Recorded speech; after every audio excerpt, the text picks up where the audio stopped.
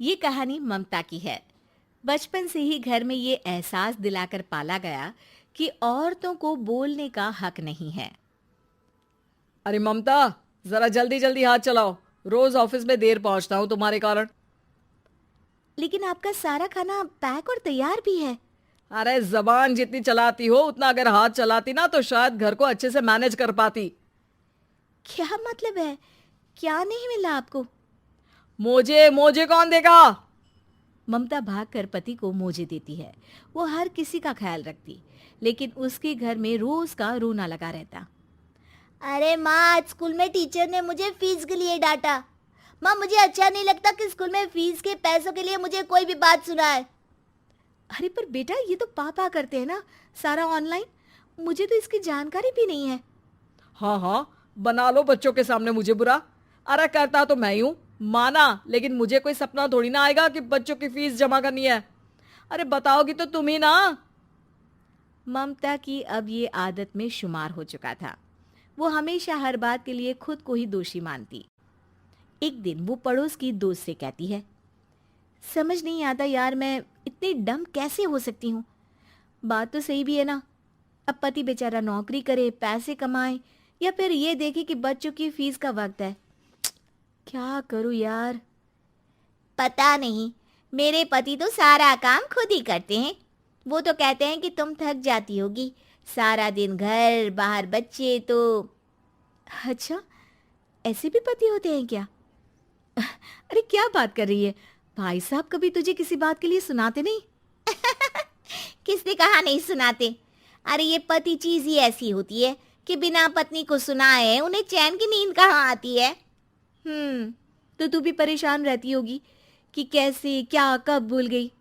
अरे वो तो मुझे बस इस बात के लिए ताना देते हैं कि मैं वक्त पर खाना क्यों नहीं खाती या पार्लर जाकर अपनी साज सज्जा क्यों नहीं करवाती। पड़ोसन बोल ही रही होती है कि ममता के बेटे की आवाज आती है। अरे माँ, क्या हो गया? लग नहीं रहा कि आज आप मुझे पानी भी देगी। अरे कब से खाने के लिए वेट कर रहा हूँ। अरे यार, मैं चलती हूँ। बेटा खाने के लिए वेट कर रहा है, मैंने उसे खाना भी नहीं दिया। अरे 12वीं में पहुंच चुका है तुम्हारा बेटा, उसे बोलो खुद पानी लिया करे। मैंने तो अपने बच्चों को काम करना सिखाया है। अरे यार, खुद की भी तो कोई लाइफ है। माना जब नहीं कर सकते थे तो किया, लेकिन अब इतने बड़े बच्चों की हर बात मानेंगे तो मुश्किल तो अपने को ही होगी। ममता को पड़ोसन की बात में दम तो लगता है, लेकिन करे क्या, आदत भी तो खुद ही ने डाली थी। ममता घर जाती है कि तभी बेटी आ जाती है। माँ, परसों मुझे एक शादी में जाना है। तेरी वो जो लाल वाली साड़ी है ना, उसे दे देना। मैं आज जाकर टेलर को दे दूंगी, वो उस साड़ी से सूट बना देगा। अरे नहीं नहीं तारा, वो मेरी माँ ने मुझे दी थी और उस साड़ी से मेरी काफ़ी भावनाएं जुड़ी हैं। तुमको ना मैं दूसरी साड़ी दे दूंगी। ओके, कोई बात नहीं, लेकिन आज दे ही देना पक्का। तारा माँ की साड़ी से सूट बनवाकर पार्टी में जाती है, लेकिन जब वो पार्टी से लौटती है, क्या है, मैं तो समझ ही नहीं पा रही हूँ। अरे जब वो साड़ी मांगी थी तो ये छल्ली सी साड़ी क्यों दे दी? मैं ही पागल थी जो इस साड़ी का सूट बनवा लिया मैंने। माँ, जानती भी हो कि कॉलेज में मेरी कितनी हंसी उड़ी। तभी वहां ममता का पति सुनील आ जाता है। अरे गवार औरत, जब बेटी साड़ी मांग रही थी तो दे देती ना।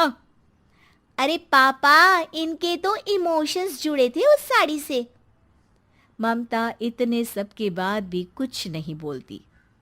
मेरी बेटी की बेइज्जती हो गई। मैं बिल्कुल बर्दाश्त नहीं कर सकता ये। मैं नहीं चाहता कि मेरी बेटी से कोई भी ज्यादा सुंदर लगे पूरे कॉलेज में। जी, वो पढ़ने में तारा बिल्कुल अच्छी नहीं है, उसकी पढ़ाई पर आप ध्यान दीजिए ना। अच्छा, अब तुम मुझे बताओगी कि मुझे किस पर ध्यान देना और किस पर नहीं। रमेश जैसा ही ये वाक्य पूरा करता है, ममता की बेटी और पति उस पर जोर जोर से हंसते हैं। अरे ठीक है ना, पता ही नहीं चला कि कैसे वक्त इतना बीत गया। अरे कैसे पता चलेगा माँ, हम लोगों के पीछे जो तू बैताल की तरह चिपकी रहती थी, तुझे कैसे वक्त का पता चलता? ममता को पहले सास ससुर, फिर पति और बच्चों की तरफ से इस तरीके की बातें सुनकर उसका मन बहुत दुखी रहता था। एक दिन, सुनो ना, बहुत दिनों से कमर के नीचे बहुत दर्द रहता है। कल मैंने देखा तो एक फोड़ा था। अरे ममता, एक बार अपने पति से बात करो, वो तुम्हारा फोड़ा डॉक्टर को दिखा देंगे। अरे नहीं नहीं, वो तो गुस्सा हो जाएंगे। अरे क्यों गुस्सा हो जाएंगे? तुमको दर्द है? हाँ, लेकिन वो यही बोलेंगे कि ऑफिस जाऊं या फिर तुम्हें लेकर डॉक्टर के पास। तो बेटे से ही बात कर ले। अरे वो तो मैं कर लूं, लेकिन फोड़ा है ऐसी जगह कि उसे बताते मुझे शर्म आएगी। लेकिन कुछ ना कुछ तो करना जरूरी है ना। ऐसे कब तक फोड़े के दर्द से तड़पती रहेगी? अब तो सोच रही हूँ कि इनसे बात कर ही लूं, वरना दर्द के मारे कहीं मर ना जाऊं।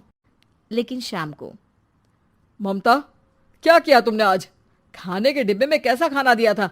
दाल खराब हो गई थी। कब की थी? दाल तो मैंने सुबह ही बनाई थी, खराब कैसे हो गई? अच्छा सुनिए ना, मुझे कहना है कि अरे गरम दाल बंद करोगी तो ऐसा ही होगा ना। बेइज्जती हो गई सबके सामने मेरी। ऑफिस वालों ने ऐसा मजाक उड़ाया कि क्या बोलूं। कल से ठीक से खाना देना है तो देना, वरना खाना देना बंद कर देना। बाहर खा लूंगा मैं। ममता, जो पति से अपनी परेशानी बताने वाली थी, वो अब ये सोचने लगती है कि कल से पति को खाने में क्या दे। अगले दिन ममता थकी थकी सी हालत में, आप लोगों के लिए नाश्ता बना दिया है, खाना बनाने की हिम्मत नहीं है आज तो। रात भर सोकर थक गई है ना, इसीलिए तो खाना नहीं बना सकती। हिम्मत नहीं हो रही है, मैं बस सोने जा रही हूँ। बस मैडम को सोने का बोल दो, फिर देखो कैसे सोती रहती है। माँ, फिर वही पराठा सब्जी। अरे हमारे साथ के दोस्त एक से बढ़कर एक नाश्ता खाना लेकर आते हैं, आप तो बस। सभी घर से निकल जाते हैं, लेकिन जब शाम को बेटा घर आता है तो घर में अंधेरा रहता है। बेटा लाइट चलाता है। क्या माँ, तुम्हारा भी जवाब नहीं है बिजली का बिल बचाने के लिए? वो बोल ही रहा होता है कि सामने माँ जमीन पर लेटी मिलती है। वो उसके पास जाता है। अरे माँ, क्या हो गया माँ? तभी वहां पड़ोसन आती है। अरे बेटा, तुम्हारी माँ के पैर के पास एक फोड़ा है, जिसके कारण ये लगातार कमजोर होती जा रही थी। मैंने उसे पहले ही कहा था कि घर में बता दो, लेकिन तुम्हारी माँ किसी को तंग करना नहीं चाहती थी। तभी वहां डॉक्टर आ जाता है। अरे इनके ऑर्गन में दिक्कत है, कोई बात है जो इनके मन में खटक रही है। अरे नहीं नहीं, इसके मन में कोई बात नहीं है। कोई काम है नहीं ना इसके पास, सारा दिन बस घर में ही रहती है। देखिए, मैं तो ये नहीं जानता, लेकिन हाँ, इनके मन में हमेशा कोई बात रह जाती होगी, इसीलिए उनकी ये हालत है। अगर आप समय से नहीं ले आते तो हो सकता था कि। अरे नहीं नहीं डॉक्टर साहब, हम पूरी कोशिश करेंगे कि वो ठीक हो जाए। हम लोगों ने अपनी ही परेशानी माँ के सामने रखी, लेकिन किसी ने माँ की दिक्कत को जानने की कोशिश तक नहीं की। हाँ, मैंने भी ममता को हमेशा घरेलू जरूरत से ज्यादा काम का नहीं सोचा था। ममता को होश आता है और वो खुद को अपने बेडरूम में देखती है।